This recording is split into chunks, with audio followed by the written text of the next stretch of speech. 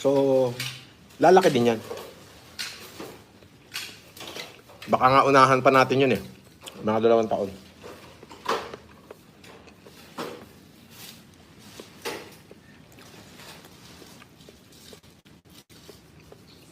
Kain po tayo.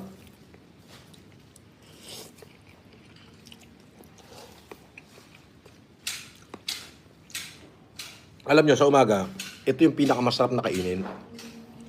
Pag may sakit ka, di ba? Lucky Me noodles, Lucky Me with egg.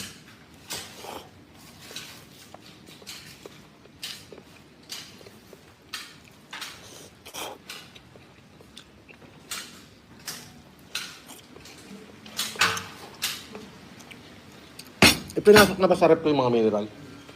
Hindi pa.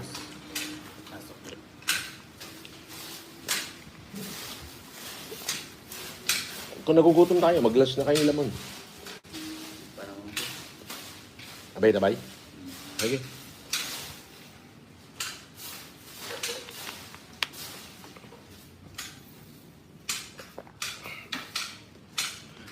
Absolute.